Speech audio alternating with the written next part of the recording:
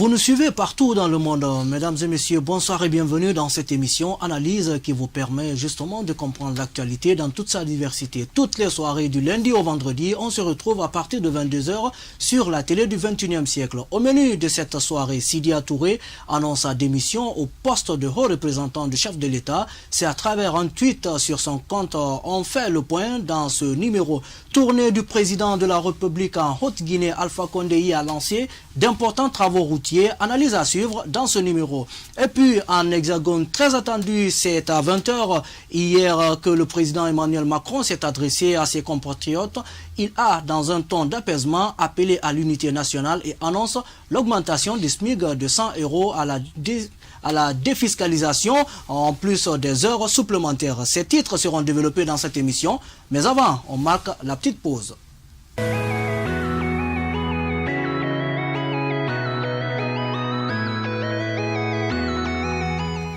Voilà, de retour sur ce plateau, mesdames et messieurs, nous partons avec notre invité de la soirée. Il s'agit bien sûr de Djigiba Koulako Traoré, sociologue et en même temps membre du parti présidentiel. Bonsoir monsieur. Bonsoir, Traoré. Comment ça va? Bienvenue. Merci. Voilà, toujours comme vous le savez, toutes les soirées il est avec nous. Il s'agit de notre analyste de la soirée, Idrissa Condé. Bonsoir. Bonsoir à vous monsieur Traoré et bonsoir à nos téléspectateurs. Bienvenue. Merci. Voilà, mesdames et messieurs, nous partons avec le tout premier sujet. L'info est tombée comme un coup de tonnerre dans le pays. Il s'agit de la démission du président de l'Union des forces républicaines. Sidya Touré, finalement, quitte le bateau présidentiel. Votre réaction, monsieur Traoré? Écoutez, c'est pas un coup de tonnerre. C'est une décision qui était attendue parce que dans la vie sociopolitique de notre pays ou partout dans le monde, et une fois qu'un homme politique pense que ses objectifs ne sont pas atteints, il essaie de démissionner. Donc, ces objectifs, pour vous, il a été déçu par la gouvernance du président Condé? Eh bien, jusqu'à preuve du contraire, jusqu'à présent, M. Sidya Touré n'a pas communiqué officiellement. Ça veut dire que, pour éviter d'épiloguer là-dessus, puisqu'il a prévu un point de presse ou une conférence de presse demain, attendons la version officielle pour réagir.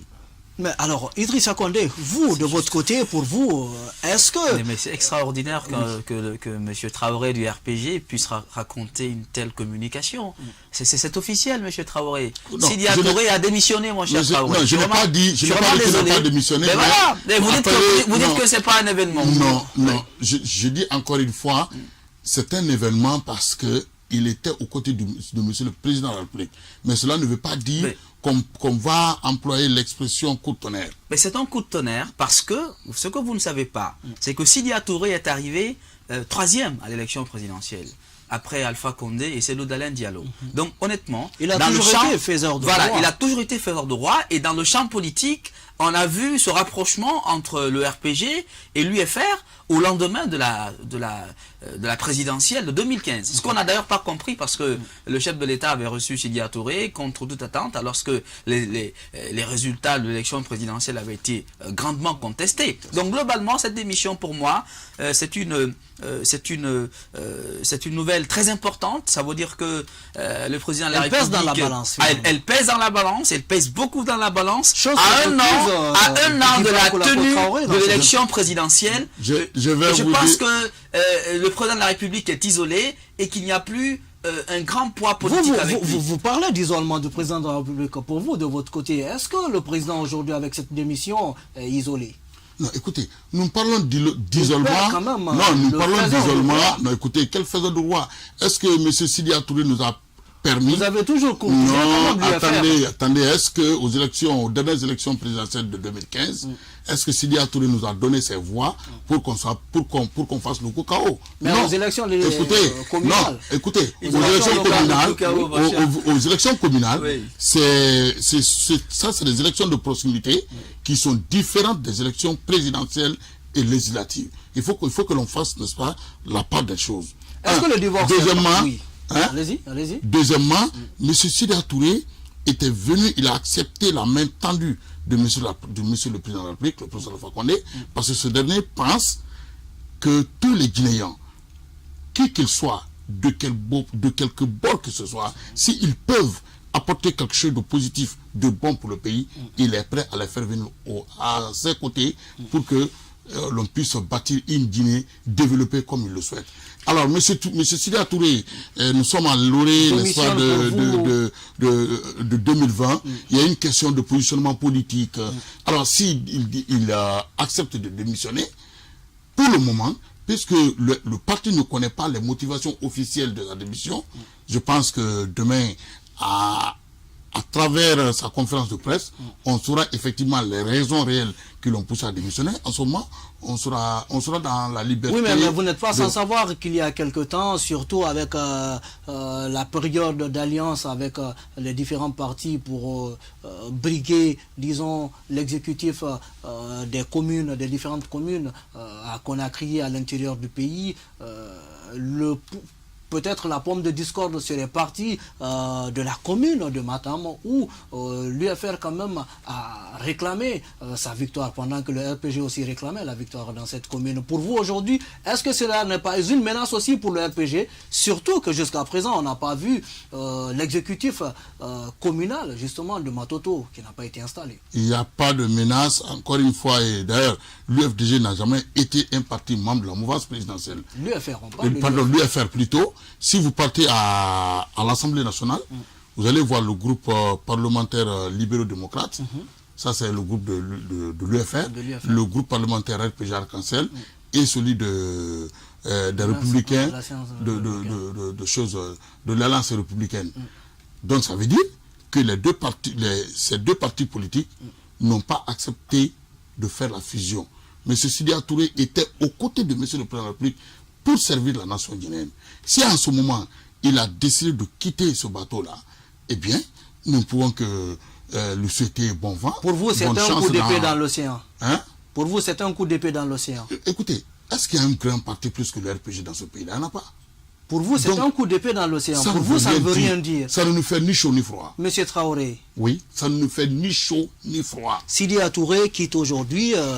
Qu'est-ce qu'il faut retenir justement, qu'est-ce qui est à venir par rapport à l'atmosphère politique dans le pays? Écoutez, en termes d'analyse politique, ce qu'il faut dire d'abord, c'est que ce poste n'était pas un poste prévu par nos textes de loi. Ce n'était pas un poste constitutionnel.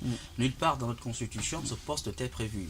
Deuxièmement, monsieur Sidya Touré, quand même, que M. Traoré le reconnaisse ou pas, c'est un homme qui avait son poids politique et son départ, pour moi, constitue une grande perte pour le RPG. Certes, parce que le président se faisait représenter par lui dans certaines négociations. Et quand vous prenez j'ai la parole, M. Traoré, et quand vous prenez le poste de haut représentant du chef de l'État, honnêtement, c'était un poste vide de contenu. On ne savait pas ce que faisait M. Touré auprès de M.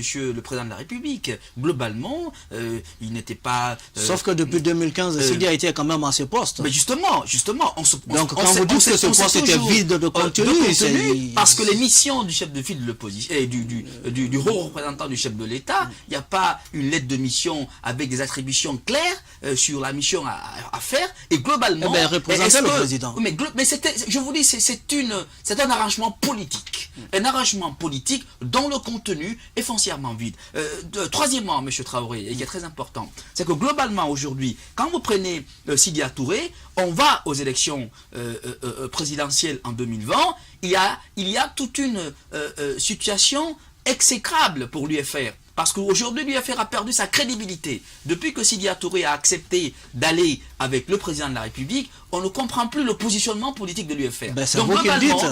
L'UFR n'a pas perdu sa crédibilité pendant que c'est la troisième force politique du pays. Une bonne partie des populations... L'UFR reste quand même constant. Une bonne partie, M. Traoré, c'est mon analyse, une bonne partie des populations guinéennes ne comprennent pas le positionnement politique de l'UFR.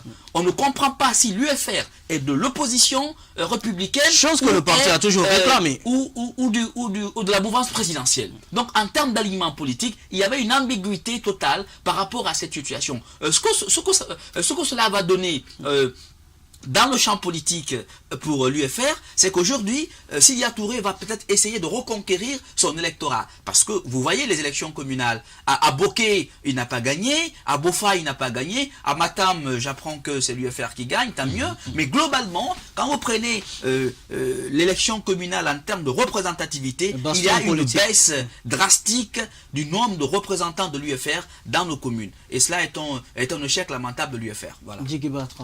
Non, écoutez, pour une fois, je suis d'avis avec lui.